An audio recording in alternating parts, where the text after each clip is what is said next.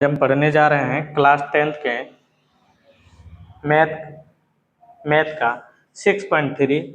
इसके पहले हम 6.1 और 6.2 बता दिए। 6.3 का पार्ट 1 बता दिए हैं। 6.3 का जो बचा हुआ सवाल है 6.3 का पार्ट 2 में बताने जा रहे हैं। तो बिना समय गवाए हुए आप चलते हैं। अगर आप क्लास 10th का तैयारी कर रहे हैं तो ये वीडियो आपके लिए बहुत महत्वपूर्ण है, जो त्रिभुज चैप्टर से लिया गया है। चलिए बिना समय गवाए हुए अपने विषय की ओर चलते हैं और आप कॉपी कलम रखिए निकाल करके, स्टेप बाय स्टेप आप समाधान पढ़िएगा और सभी प्रश्न हल करना है। और आपको विश्वास दिलाते हैं कि 100% आप समझ जाइएगा। चलिए ये सवाल जानते हैं। 6 नंबर सवाल 6.3 का पार्ट 2 हम बना रहे हैं, तो समझिएगा कैसे इसको बनाना है। तो इसमें दिया हुआ है, समझिएगा, आकृति दिया है 6.37 में यदि त्रिभुज ए बी सी सर्वांशम त्रिभुज ए सी डी हैं तो दर्शाइए कि त्रिभुज ए डी ई समरूप त्रिभुज ए बी सी हैं। ये दिखाना है। तो जो दिखाना है तो हम ले लेंगे त्रिभुज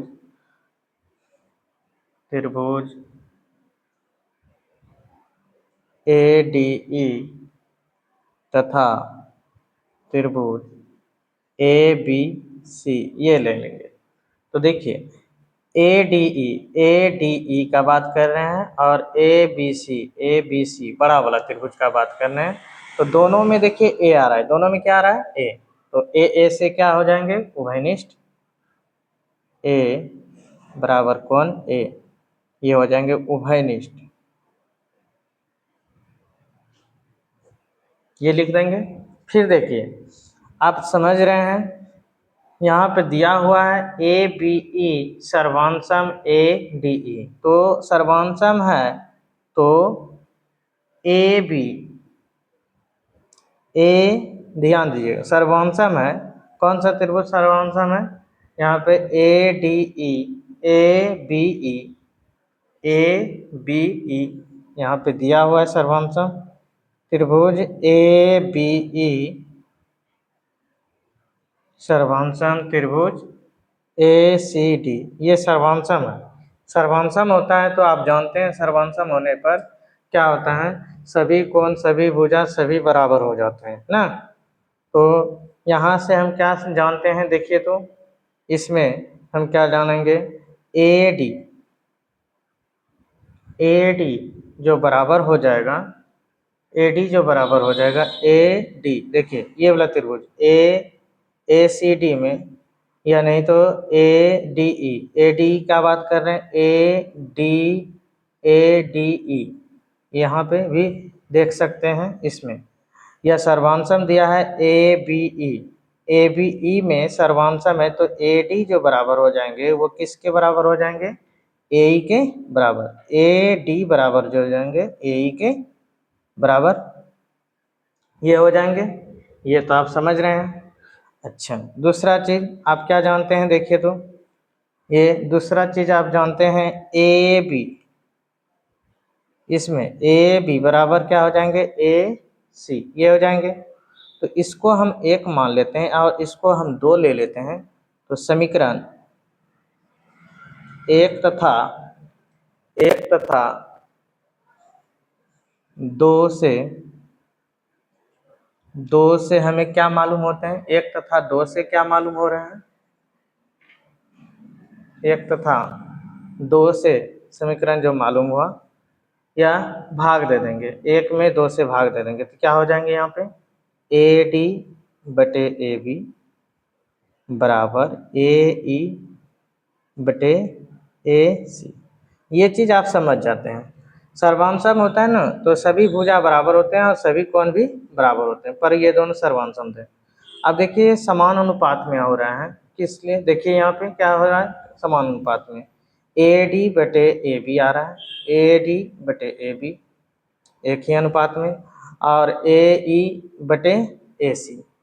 तो आप जानते हैं किसी त्रिभुज में तो क्या समझ गए, देखिए एक यहाँ पे साइड साइड से दोनों क्या हो गए बराबर, तो साइड एंगल साइड से त्रिभुज ए डी ई समरूप त्रिभुज क्या हो जाएंगे ए बी सी। इसी को हमको क्या करना था, प्रूफ करना था। ये चीज आप समझ गए होंगे। अब देखिए 7 नंबर बनाना है, तो 7 नंबर में 4 सवाल दिया हुआ है। तो आकृति कह रहा है 6.38 में ए त्रिभुज ए बी सी के शीर्ष लंब ए डी और सी ई परस्पर बिंदु बी पर प्रतिच्छेद करते हैं तो दर्शाइए इतना बराबर। तो ध्यान दीजिएगा, त्रिभुज ए बी सी का बात कर रहे हैं, ए बी सी का बात कर रहे हैं यहाँ पे। तो इसमें देखिए ए डी लंब डाला है बी सी पर और ए सी ई लंब डाला है ए बी पर। तो हमको ये प्रूफ करना है। तो देखते हैं 4 सवाल दिया है प्रूफ करने के लिए। तो प्रूफ कैसे करेंगे, ध्यान से देखिएगा। तो इसमें देखिए त्रिभुज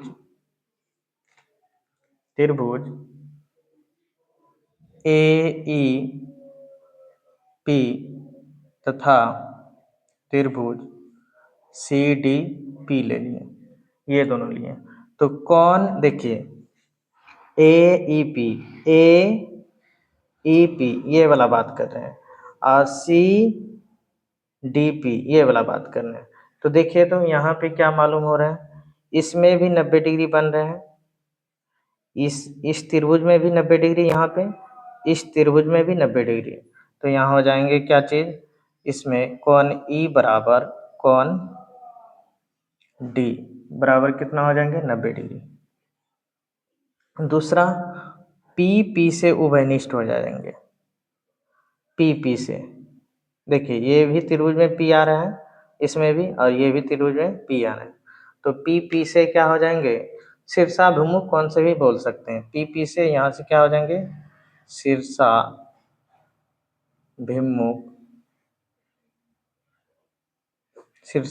कौन से, ये और ये एंगल क्या हो जाएंगे, दोनों बराबर हो जाएंगे। इससे मालूम हो गया एंगल से त्रिभुज ए ई पी समरूप त्रिभुज सी डी पी, इसी को हमको प्रूव करना था। 2 एंगल बराबर हो जाते हैं, त्रिभुज समरूप हो जाते हैं। तो ये चीज आप समझ गए होंगे। अब ध्यान दीजिएगा, यहाँ लेंगे त्रिभुज ए बी डी तथा त्रिभुज सी बी ई। इसमें देखना है, हम देखिए यहाँ पे ए बी डी, इस फिगर में देखिएगा ए बी डी इसमें देखिए 90 डिग्री बन रहा है, कोण डी बराबर 90 डिग्री। और क्या ले लिए सी बी ई, देखिए तो सी बी ई यहाँ पर भी 90 डिग्री बन रहे हैं, तो हो जाएंगे ये बराबर 90 डिग्री। अब देखिएगा समझिएगा, तो देखिए ए बी डी इसमें भी बी आ रहे हैं और सी ई बी इसमें भी आ रहे हैं बी, तो बी से क्या हो जाएंगे यहाँ पे, बी से उभयनिष्ठ, बी से उभयनिष्ठ। तो आप जानते हैं त्रिभुज कसौटी का कि 2 कोण बराबर होते हैं, त्रिभुज क्या हो जाते हैं समरूप, त्रिभुज ए बी डी समरूप त्रिभुज सी बी ई, इसको क्या करना था, समरूप करना था। अब क्या करना है, उसी तरह हमको बनाना है। त्रिभुज ले लेंगे ए ई पी तथा त्रिभुज ए डी बी में, ये ले लिए। तो देखते हैं इसमें समरूप हम कैसे दिखाएंगे। ए ई पी, तो ध्यान दीजिएगा ए ई पी ये वाला ले लिए, और क्या है देखिए तो ए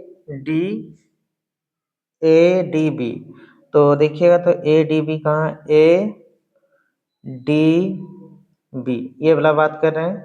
तो ए ई पी में कितना है, कौन ई बराबर 90 डिग्री, और ए डी बी में क्या है, कौन डी बराबर 90 डिग्री, तो 90 डिग्री हो जाएंगे। तो ये हो गया।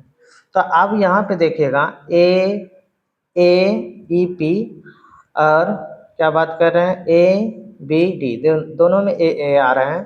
तो ए और ए से क्या हो जाएंगे, उभयनिष्ठ। क्या हो जाएंगे, ए से उभयनिष्ठ। ए से उभयनिष्ठ हो गए। तो इस तरीका से क्या हो गया, दो कोण बराबर, तो एंगल से त्रिभुज क्या हो गए, ए ई पी समरूप त्रिभुज ए डी बी, ये हो जाते हैं समरूप। तो इस तरह आप समझ गए होंगे। अब देखिएगा, ये अगर बात करते हैं पीडीसी, तो इसमें देखिए तो डी 90 डिग्री, और बीईसी तो कहाँ है, बीईसी तो यहाँ पर देखिए तो 90 डिग्री, ये दोनों हो जाएंगे 90 डिग्री। अब ये भी त्रिभुज में सी आ रहे हैं और ये भी त्रिभुज में सी आ रहे हैं, तो सी से क्या हो जाएंगे, उभयनिष्ठ। तो अगर किसी त्रिभुज में दो कोण बराबर होते हैं तो त्रिभुज क्या हो जाते हैं, समरूप। तो एंगल से त्रिभुज क्या हो जाएंगे, पीडीसी समरूप त्रिभुज बीईसी। तो इस तरह आप सिद्ध कर सकते हैं, बहुत आसान तरीका से बना सकते हैं। अब देखिए 8 नंबर सवाल बनाना है। तो दिया हुआ है समांतर चतुर्भुज ए बी सी डी। तो समांतर चतुर्भुज बना लेते हैं हम। तो ध्यान दीजिएगा, ये हो गया समांतर चतुर्भुज, ठीक। ये हो गया ए बी सी डी, ये बना लिया। अब क्या कह रहा है क्वेश्चन में, एडी पर इस तरह स्थित, एबी पर स्थित ई एक बिंदु है, एडी पर स्थित एडी पर स्थित एक बिंदु क्या है, ई है।